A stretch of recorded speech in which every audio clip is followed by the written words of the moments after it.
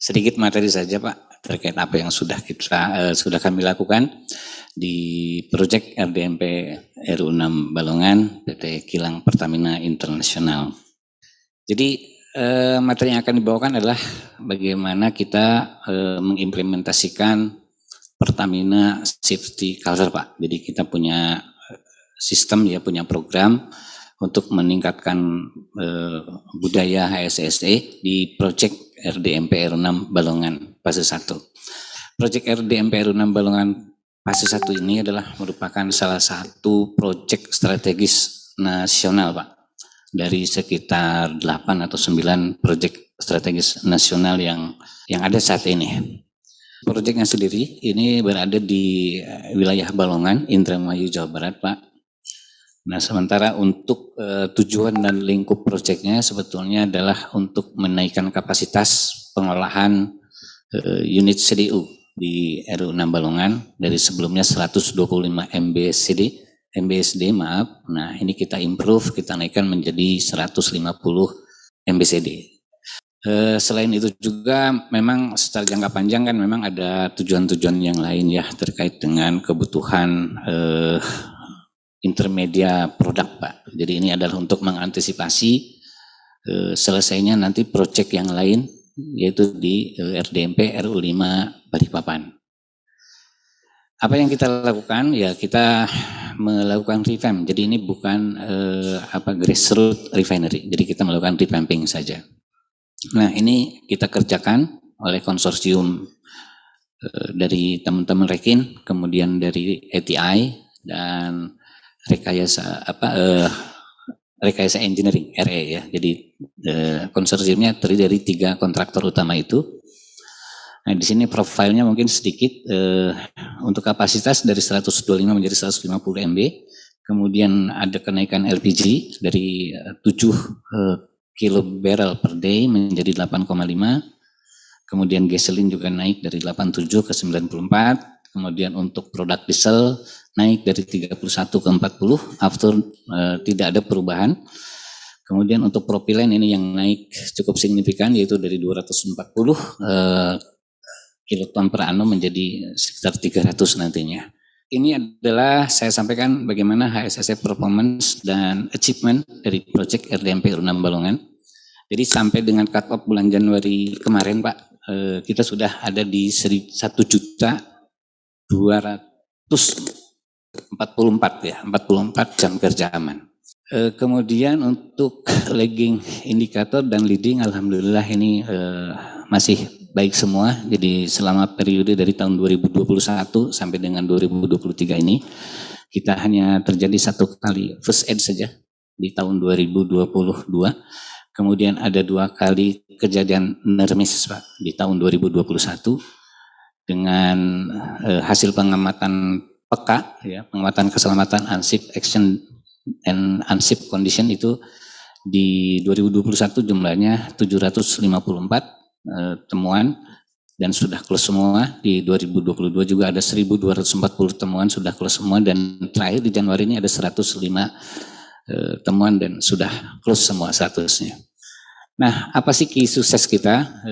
Yang pertama di dalam pelaksanaan proyek ini kita secara ketat melaksanakan HSSE Golden Rule seperti tadi yang disampaikan, yaitu PIP, patuh, intervensi, dan peduli. Kemudian kita juga mempunyai 12 item corporate life saving rules dan yang menarik ini sebetulnya Pak, Pertamina Safety Culture atau PSC. Ini yang kita implementasikan di proyek Balongan. Nah seperti apa sih mungkin PSC itu? Kalau budaya atau kultur safety lama itu hanya berfokus pada pembentukan mindset. Nah sementara untuk culture yang baru, safety itu berfokus pada sisi yang lebih mendalam lagi, yaitu mulai dari pembentukan niat. Nah Bapak dan Ibu, mungkin kalau kita gambarkan seperti gunung es gitu ya. Jadi sebetulnya kalau perilaku itu adalah hanya bagian yang terlihatnya saja. Nah sementara bagian lain yang tidak terlihat itu akan dimulai dari niat, kemudian dibandingkan lagi dengan nilai, Kemudian barulah membentuk pola pikir dan emosi. Dari situlah baru muncul perilaku kita. Nah, yang ingin kita sentuh itu adalah bagian yang tidak terlihatnya ini melalui program PSC. Sementara bagian lainnya itu adalah bagian yang tidak yang di luar gunung es itu adalah lingkungan di mana kita bekerja. Nah, jadi PSC ini sebetulnya adalah merupakan suatu program untuk penguatan perilaku keselamatan yang dibentuk dari niat yang kuat, sehingga kita bisa memutuskan bahwa kita itu memilih untuk berperilaku aman. Jadi perilaku aman sehingga memang kita benar-benar berperilaku aman. Jadi kalau kita tanya ke teman-teman, apakah safety itu penting? Teman-teman pasti akan jawab sangat penting. Ketika ditanya lagi, apakah perilaku aman itu adalah pilihan atau keharusan? Memang perilaku aman itu harusnya menjadi pilihan, Pak, bukan keharusan. Karena kalau keharusan kita akan merasa terpaksa. Tetapi kita menyatakan bahwa berperilaku aman itu adalah pilihan, maka itu adalah pilihan kita sendiri dari niat kita sendiri. Gitu, Pak. Nah, niat itulah yang kita mintakan ke semua pekerja agar mereka bisa mencerminkan perilakunya sesuai dengan niatnya tersebut. Nah, bagaimana ini kita lakukan? Yang pertama, kita sudah melakukan namanya PSC Foundation Workshop, Pak.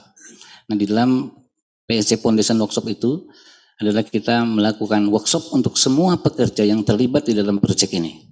Apa yang dilakukan? Kita memberikan 4 skill kepada mereka. Jadi selain kita sentuhan hati yang tadi digambarkan, nah kita juga memberikan 4 skill. Apa itu 4 skill tadi? Skill yang pertama adalah bagaimana kita bisa menguraikan tugas pekerjaan pada hari itu. Dan ini dilakukan pada saat toolbox meeting.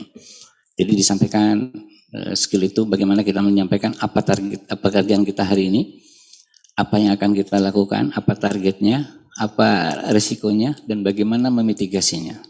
Itu harus bisa dipahami oleh semua pekerjanya. Nah, skill ini yang kita bangun, Pak, di setiap pekerja itu.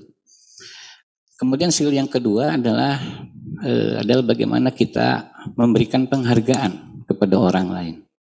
Jadi ketika kita melihat perilaku aman yang dilakukan oleh pekerja di lapangan, nah kita harus mempunyai skill bagaimana memberikan penghargaan itu kepadanya dengan cara menegur, memperkenalkan diri, menegur, menyapa, dan berterima kasih bahwa Anda sudah melakukan hal yang terbaik. Skill yang berikutnya adalah bagaimana kita mengkoreksi atau melakukan intervensi terhadap suatu keadaan yang tidak aman. Nah, itu diberikan skill juga. Dan skill yang keempat adalah bagaimana kita mempunyai kemampuan untuk bisa menghentikan pekerjaan apabila pekerjaan itu tidak memang betul-betul sudah membahayakan atau yang sudah diingatkan tidak dilaksanakan. 4 skill itu, Pak, yang menjadi dasar dari PSC Foundation Workshop itu.